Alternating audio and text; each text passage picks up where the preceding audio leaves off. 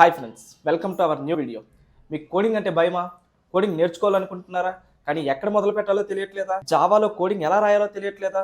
DSC అంటే కన్ఫ్యూజనా? 90 రోజుల్లో Java and DSC నేర్చుకోవచ్చా? మీకు సి లాంగ్వేజ్ సింటాక్స్ కూడా రాదా? క్వశ్చన్స్ అన్నింటికి ఆన్సర్స్ తెలుసుకోవాలంటే ఈ వీడియో చివరి వరకు చూడండి, మీకే ఫుల్ క్లారిటీ వస్తుంది. నేను ఈ వీడియో మోటివేషన్ ఇవ్వడానికి చేయడం లేదు, ఫేక్ హామీలు ఇవ్వడానికి కూడా కాదు. నన్ను చాలా మంది స్టూడెంట్స్ అడుగుతున్నారు, సార్ సరైన రోడ్ మ్యాప్ లేదు, జావా చదివినా కాన్ఫిడెన్స్ రావడం లేదు, డిఎస్ఏ ఎప్పుడు స్టార్ట్ చేయాలి, ఎలా స్టార్ట్ చేయాలి, ఎక్కడి నుంచి స్టార్ట్ చేయాలి అని. అందుకే అటువంటి వారందరి కోసం నేను ఈ వీడియోలో ప్రాక్టికల్ గా వర్కౌట్ అయ్యే ఒక ప్లాన్ చెప్తాను. ఈ వీడియో అండ్ ఈ 90 డేస్ ప్లాన్ మనం ఏదైతే ఈ వీడియోలో చెప్తున్నామో అది ఎవరి కోసం అంటే కాలేజీ స్టూడెంట్స్ కోసం, ఐటీ జాబ్ కోసం ప్రిపేర్ అవుతున్న వాళ్ళ కోసం, బీటెక్ పాస్డ్ అవుట్ అయిపోయి ఒక 2 ఇయర్స్ గ్యాప్ ఉన్న స్టూడెంట్స్ ఉంటారు. వాళ్ళు ఎలా అయినా సరే ఐటీ జాబ్ కోసం ప్రిపేర్ అవ్వాలి అని చూస్తూ ఉంటారు.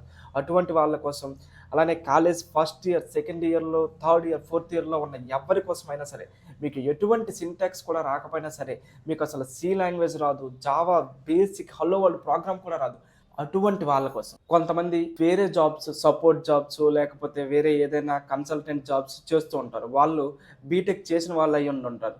వాళ్ళకి ఐటీ సైడ్ మూవ్ అవ్వాలి అని ఉంటుంది, కానీ మేము డైలీ జాబ్ చేస్తున్నాము, మేము ఎలా చదవాలి, ఎలా మూవ్ అవ్వాలి అనే ఒక డౌట్ అయితే ఉంటుంది. అటువంటి వాళ్ళ కోసం కూడా ఈ వీడియో అనేది చాలా యూజ్ అవుతుంది. మీరు ఈ 90 డేస్ రోడ్ మ్యాప్ ఏదైతే ఉందో ఫాలో అయితే 90 డేస్ తర్వాత మీకే ఫుల్ క్లారిటీ వస్తుంది. కానీ ఈ వీడియో జావా అండ్ కోడింగ్ తెలిసిన వాళ్ళ కోసం అయితే మాత్రం కాదు. మీరు ఒకవేళ ఆ కేటగిరీలో ఉన్న వాళ్ళైతే ఈ వీడియోని ఇప్పుడే స్కిప్ చేసేయవచ్చు. మీరు ఈ 90 డేస్ పూర్తి చేసిన తర్వాత మీకు జావా బేసిక్స్ క్లియర్గా అర్థమవుతుంది, కోడింగ్ ప్రాబ్లమ్స్ ఎలా అప్రోచ్ చేయాలో అర్థమవుతుంది, ఇంటర్వ్యూస్ని ఎలా ఫేస్ చేయాలో తెలుస్తుంది, డిఎస్ఏ ప్రాబ్లమ్స్ ఎలా సాల్వ్ చేయాలో తెలుస్తుంది, కోడింగ్ అంటే పూర్తిగా భయం పోతుంది. ఇప్పుడు చాలా మందికి ఒక డౌట్ ఉంది, అది ఏంటి అంటే ఏఐ వచ్చేసింది, chat GPT, Google Gemini, Perplexity pro, క్లౌడ్.ai, ఇలా చాలా ఏఐ రిలేటెడ్ టూల్స్ ఉన్నాయి. మనం ఒక ప్రాంప్ట్ ఇస్తే అది కోడ్ రాస్తుంది. అటువంటప్పుడు మనం ఈ సిచ్యువేషన్ లో కూడా కోడింగ్ నేర్చుకోవడం అవసరమా? ఏఐ కోడర్స్ రీప్లేస్ చేసేస్తుంది కదా, మనం కోడింగ్ ఎందుకు నేర్చుకోవాలి అని చాలా మందికి డౌట్ ఉంది. సో చాలా మందికి వచ్చే ఆ డౌట్ ఏంటంటే కోడర్స్ జాబ్స్ ఉంటాయా, ఏఐ కోడర్స్ రీప్లేస్ చేసేస్తుందా అనే ఒక డౌట్ అయితే ఉంది.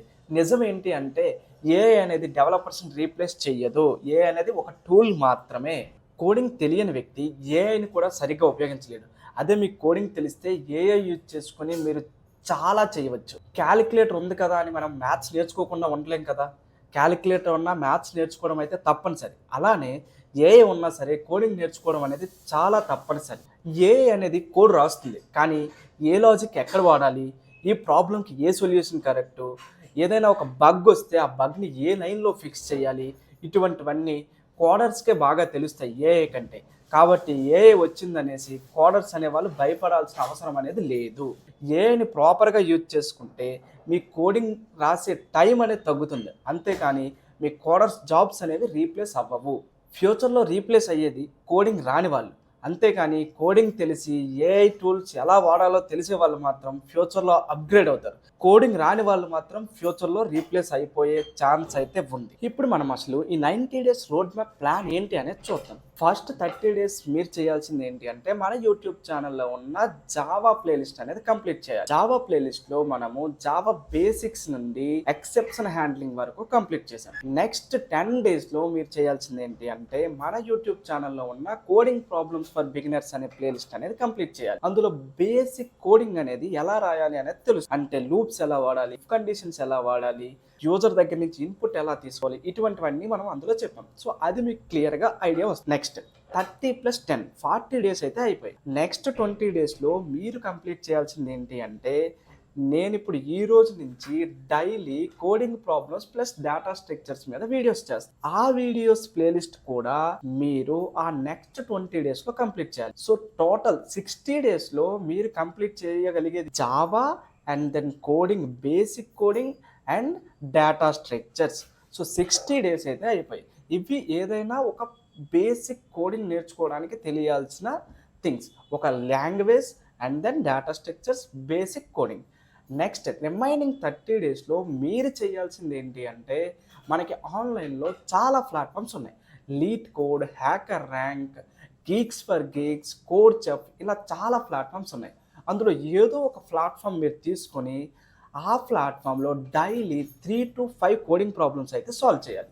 ఒక ప్రాబ్లమ్ సాల్వ్ చేసేటప్పుడు మనకి సొల్యూషన్ అనేది యాక్సెప్ట్ అవ్వచ్చు. యాక్సెప్ట్ అయినా సరే మనం ఏం చేయాలి అంటే పక్కన ఉన్న డిస్కషన్ ఫోరంలోకి వెళ్ళి అక్కడ అదర్స్ రాసే సొల్యూషన్స్ ఏవైతే ఉన్నాయో వాటిని చూడాలి. అందులో వాళ్ళు ఎఫెక్టివ్ సొల్యూషన్స్ అనేవి రాసి ఉంటారు. అంటే మనం రాసే సొల్యూషన్ యాక్సెప్ట్ అయినా సరే అది బ్రూట్ ఫోర్స్ సొల్యూషన్ అనేది అయి ఉండొచ్చు. అటువంటప్పుడు మనం చేయాల్సింది ఏంటి అంటే మనం రాసిన సొల్యూషన్ యొక్క టైం కాంప్లెక్సిటీ ఎంత, స్పేస్ కాంప్లెక్సిటీ ఎంత అనేది అనలైజ్ చేయాలి.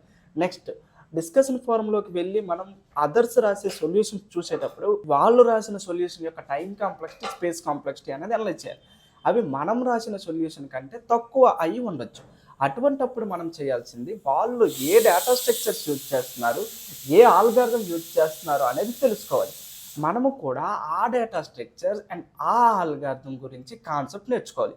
నెక్స్ట్ మనం అదే ప్రాబ్లమ్ని సేమ్ ఆ డేటా స్ట్రక్చర్ అండ్ ఆ ఆల్గారిథం యూజ్ చేసుకొని సాల్వ్ చేయాలి.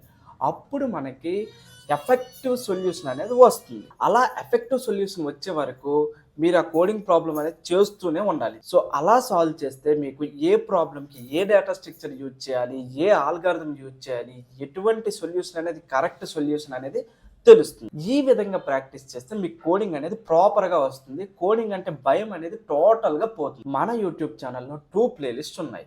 ఒకటి జావా ప్లేలిస్ట్ అండ్ సెకండ్ది కోడింగ్ ప్రాబ్లమ్స్ ఫర్ బిగినర్స్ అనే ప్లేలిస్ట్. నెక్స్ట్ ఇప్పుడు థర్డ్ ప్లేలిస్ట్ నేను చేయబోతుంది ఏంటి అంటే డేటా స్ట్రక్చర్స్ మీద ప్లేలిస్ట్ చేస్తున్నాను. సో మీరు చేయాల్సింది ఏంటంటే ఈ 3 ప్లేలిస్ట్స్ కూడా కంప్లీట్ చేసేయాలి. మీరు మన యూట్యూబ్ ఛానల్ చూస్తే ఆ ప్లేలిస్ట్లో ఫస్ట్ కొన్ని వీడియోస్ అనేది క్వాలిటీ తక్కువగా ఉంటాయి. ఎందుకంటే ఆ వీడియోస్ మనం యూట్యూబ్ ఛానల్ స్టార్ట్ చేసే మొదట్లో చేసిన వీడియోస్. అప్పుడు మన దగ్గర ప్రాపర్ కెమెరా అండ్ మైక్ లేకపోవడం వల్ల ఆ వీడియోస్ అనేవి క్వాలిటీ లేవు. కానీ ఆ వీడియోస్ అనేవి మీకు చూడడానికి ఎటువంటి అడ్డు కాదు. కొన్ని వీడియోస్ తర్వాత వీడియోస్ అన్నీ క్లారిటీగా ఉంటాయి కాబట్టి పర్వాలేదు. సో మీరు చేయాల్సింది ఏంటి అంటే ఈ 3 ప్లేలిస్ట్లో కూడా ఒక్క వీడియో కూడా మిస్ చేయకుండా ఒక ఆర్డర్లో వీడియోస్ అన్ని చూస్తూ నోట్స్ అనేది ప్రిపేర్ చేస్తూ ఉండాలి. టైం అనేది మన జీవితంలో చాలా ఇంపార్టెంట్. ఇప్పుడు మనం టైం వేస్ట్ చేస్తే ఆ టైం మనకి రమ్మన్నా మళ్ళీ రాదు. మీరు కాలేజ్ స్టూడెంట్ అయినా జాబ్ చేస్తూ ఉన్నా సరే డైలీ 3 to 5 అవర్స్ స్పెండ్ చేయడం అనేది పెద్ద విషయం ఏమీ కాదు. మార్నింగ్ ఒక 2 అవర్స్, ఈవినింగ్ ఒక 3 అవర్స్ స్పెండ్ చేయండి. 90 రోజులు కన్సిస్టెంట్గా మీరు ఆ 5 అవర్స్ కేటాయిస్తే సరిపోతుంది. సో ఈ విధంగా ఫాలో అయితే మీకు 90 డేస్ ముందు మీ నాలెడ్జ్ ఎలా ఉంది, 90 డేస్ తర్వాత మీ నాలెడ్జ్ ఎలా ఉందని మీకు మీరే కంపేర్ చేసుకోవచ్చు. ఈ రోజుల్లో ప్రతి స్టూడెంట్ మొబైల్లో ఇన్స్టాగ్రామ్ రీల్స్ చూడడం, యూట్యూబ్ షార్ట్స్ చూడడం, అలానే పబ్జీ అండ్ ఫ్రీ ఫైర్ వంటి గేమ్స్ ఆడడం అనేది కామన్ అయిపోయింది. సో అవన్నీ ఎంటర్టైన్మెంట్ రిలేటెడ్. ఇలా వాటిపై టైం స్పెండ్ చేస్తూ తమ టైంని వేస్ట్ చేసుకుంటున్నారు. నేను వాటిని చూడొద్దు అని చెప్పట్లేదు, గేమ్స్ ఆడొద్దు అని చెప్పట్లేదు. కానీ మీరు వాటి మీద స్పెండ్ చేయాల్సిన టైం ఎంత, మీ కెరీర్ మీద స్పెండ్ చేయాల్సిన టైం ఎంత అనేది మీకు మీరే తెలుసుకోవాలి. అవి కూడా ఉండొచ్చు మన లైఫ్ లో, కానీ అవి జస్ట్ మనకి ఒక రిలీఫ్ కోసం మాత్రమే యూజ్ చేయాలి. అంతేకాని అదే మన జీవితం అన్నట్టు చూడకూడదు. ఒక్కసారి గట్టిగా ప్రిపేర్ అయ్యి జాబ్ కొట్టండి. ఒక్కసారి జాబ్ కొట్టిన తర్వాత మీరు ఎంత ఎంటర్టైన్మెంట్ చూసుకున్నా, ఎన్ని గేమ్స్ ఆడుకున్నా పర్వాలేదు. ఇప్పుడు మీరు స్పెండ్ చేసే టైం అండ్ మీ ఫోకస్ మొత్తం మీ కెరీర్ కోసం మాత్రమే అయ్యి ఉండాలి. ఒక్క 90 డేస్ అన్ని పక్కన పెట్టి మీ కెరీర్ గురించి ఆలోచించి 90 డేస్ ప్రిపేర్ అవ్వండి. 90 డేస్ తర్వాత మీ లైఫ్ మీ చేతుల్లో ఉంటుంది. ఆ తర్వాత మనం ఎన్ని చేసుకున్నా పర్వాలేదు. ఇప్పుడే చెప్తున్నా, టైం ఇస్ వెరీ ఇంపార్టెంట్. ఒక్కసారి అది పోగొట్టుకుంటే మళ్ళీ మనం రమ్మన్నా రాదు. చాలా మంది చేసే కామన్ మిస్టేక్స్ ఏంటి అంటే స్టార్ట్ చేస్తారు కానీ మధ్యలో వదిలేస్తారు. అలా చేయకుండా 90 డేస్ ఒకటే షెడ్యూల్ ఫాలో అవ్వండి. ఎన్ని అడ్డంకులు వచ్చినా సరే ఒకటే షెడ్యూల్ ఫాలో అవ్వడానికి ట్రై చేయండి. ఇంకొంతమంది ఏం చేస్తారంటే స్టార్ట్ చేస్తారు, కొన్ని వీడియోస్ చూస్తూ ఉంటారు. ఒకవేళ అది చాలా చిన్న కాన్సెప్ట్ కానీ వాళ్ళకి ఆల్రెడీ తెలిసిన కాన్సెప్ట్ అయితే ఆ వీడియోని స్క్రోల్ చేసేస్తూ ఉంటారు.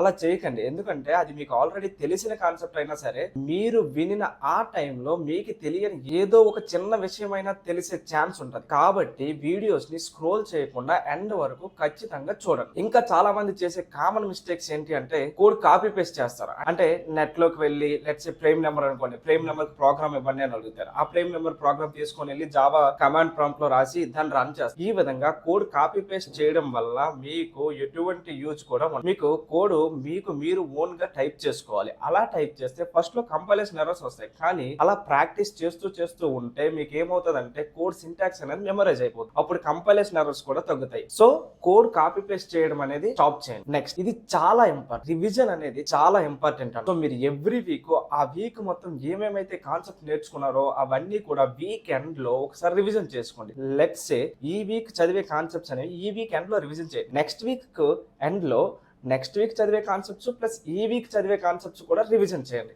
అలా మీరు ఒక 8 to 10 వీక్స్ అలా రివిజన్ చేస్తూ ఉంటే మీ మైండ్లో కాన్సెప్ట్స్ అనేవి క్లియర్గా ఉంటాయి. దీన్ని రివిజన్ స్ట్రాటజీ అంటారు. నేను నా సైడ్ నుంచి చేయగలిగేది ఏంటి అంటే కాన్సెప్ట్స్ ఎక్స్ప్లెయిన్ చేయడం, ప్రాపర్ వేలో ఒక ఆర్గనైజ్డ్ వేలో ఏ కాన్సెప్ట్స్ ఎక్కడి నుంచి ఎలా నేర్చుకోవాలి, ఎక్కడ నేర్చుకోవాలి అనేది చెప్పడం మాత్రమే నా వంతు. రిమైనింగ్ అంతా మీ వంతు. సో నేను చేయగలిగేది ఏంటి అంటే జస్ట్ 30 to 40% అంతే. సో రిమైనింగ్ 60% కూడా మీ వంతు. సో మీరు మీ సైడ్ నుంచి చేయాల్సింది ఏంటంటే కన్సిస్టెంట్గా వీడియోస్ చూడాలి, చూసి నోట్స్ ప్రిపేర్ చేసుకోవాలి, నెక్స్ట్ కోడ్ అనేది ప్రాక్టీస్ చేయాలి, నెక్స్ట్ రివిజన్ చేయాలి. ఈ 4 థింగ్స్ కూడా మీరు 90 డేస్ కన్సిస్టెంట్గా ఫాలో అయితే ఆఫ్టర్ 90 డేస్ మీరు మీ సైడ్ నుంచి ప్రాపర్ కోడింగ్ రిజల్ట్స్ అనేవి చూస్తారు. నేను చేసే ఈ ప్రయత్నం మీకు నచ్చినట్లయితే మన ఛానల్ని సబ్స్క్రైబ్ చేసుకోండి, నోటిఫికేషన్ టర్న్ ఆన్ చేసుకోండి. అలా అయితే నేను చేసే నెక్స్ట్ ప్రతి వీడియో కూడా మీకు మిస్ అవ్వకుండా వస్తుంది. అలానే ప్రతి వీడియోని లైక్ చేసి కామెంట్ చేయండి. మీకు ఏమైనా డౌట్స్ ఉంటే కామెంట్ సెక్షన్లో పెట్టండి. నేను ఆ కామెంట్స్ ప్రతి ఒక్కటి చూస్తాను. చూసేసి మీకు ఏవైతే డౌట్స్ ఉన్నాయో వాటి గురించి వేరే వీడియోస్ చేయవలసి వస్తే వీడియోస్ చేస్తాను. అలానే మీ ఫ్రెండ్స్ అందరికీ మన యూట్యూబ్ ఛానల్ని షేర్ చేయండి. సో దట్ అది వాళ్ళకు కూడా హెల్ప్ అవుతుంది. స్టార్ట్ చేయడం ముఖ్యమే, కానీ ఫినిష్ చేయడం అనేది చాలా ముఖ్యం. Thank you so much for watching. All the very best to you all.